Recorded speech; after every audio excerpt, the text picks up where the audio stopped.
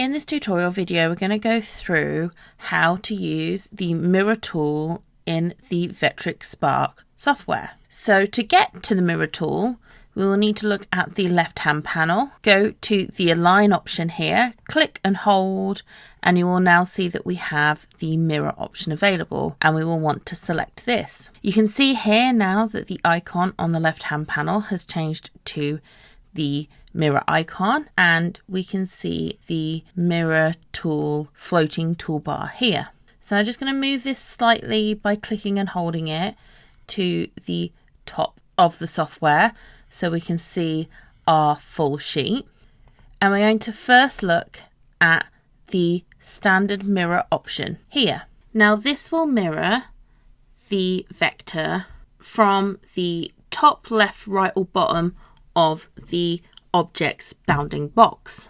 As you can see here, there is a greyed dashed line around the object showing where the bounding box is, and this shows the different lines you can mirror the object from.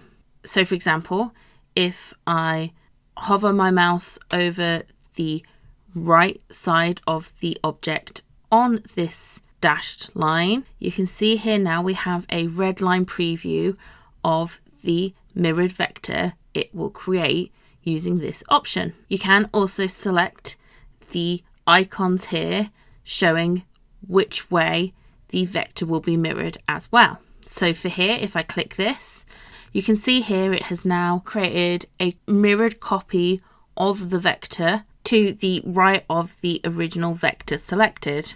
And again, we can select this option here or hover over the dashed line at the bottom to mirror the object from the bottom of the object. And again, we can do this to the left as well.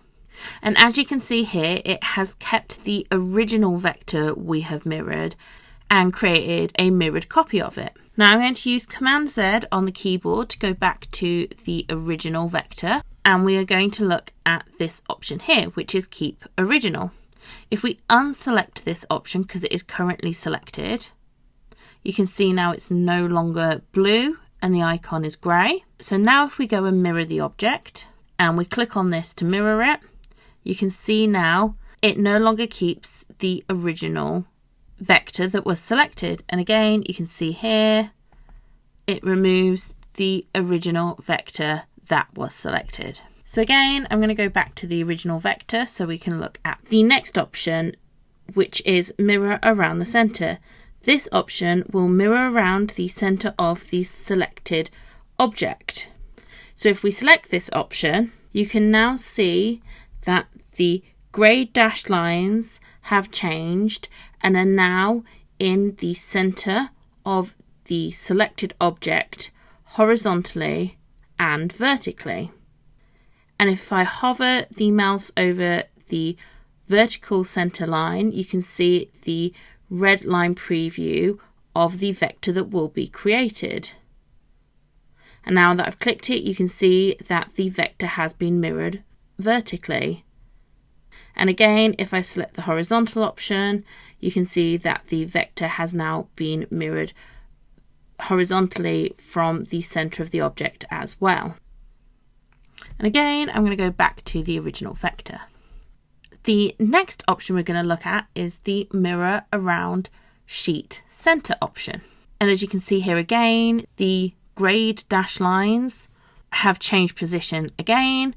So they are now in the center of the sheet vertically and horizontally to show where we will be mirroring the object. But for this example, I will be also turning back on the Keep Original option. So it is now blue as well.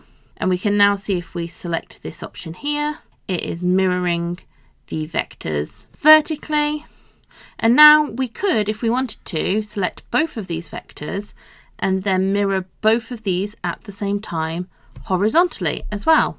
And you can see here now with the red line, it is mirroring them both horizontally. And you can see here that using the mirror tools, I've been able to produce a shape that could be used for a sign if we were to join all these vectors together. So this shows how helpful the mirror tool can be when creating designs. Now for the next options in the mirror tool, we're going to change our example vector, and we're going to use this bat vector here. Now I'm going to select this vector and I'm going to go back to the mirror option here. And you can see here that this vector has been rotated, and currently the mirror tool is using the rotation bounds, as you can see by the grey dashed line. You can then use the rotation bounds to mirror the vector. But you can also have the option to turn this option off. So if we unselect this option, we can see now that the boundary of the object has changed, and this boundary can now be used to mirror the object instead. This option is available when using the mirror or mirror around center option.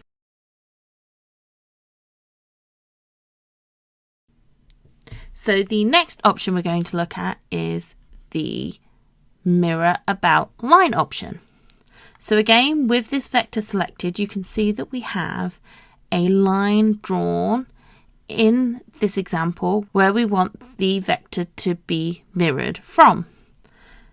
So with this option selected, we can then hover over this line, and as you can see, we now have the red line preview showing the vector created when mirroring the selected vector from this vector line in the software. If we click on the line, you can now see that we have mirrored the vector along that vector line. Now the last thing I want to go through is the shortcuts for the mirror tool. So if I go back to the sign vectors that we were using for the first example. So I'm first going to click out of the mirror tool and delete these vectors, so we are only left with the original vector that we started with. And now we can go through some of the shortcuts for the mirror tool in the software. You can select the H on the keyboard to mirror the object horizontally from the object center. You can also press V on the keyboard to mirror the object vertically from the object center. You can also select Command Shift H together on the keyboard, and this will mirror the vector horizontally from the sheet center. And also, again, if you hold down Command Shift V together on the keyboard, this will mirror the object vertically from the sheet center as well. I hope you found this tutorial video helpful, going through all the different mirror tool options that are available in the Vectric Spark software.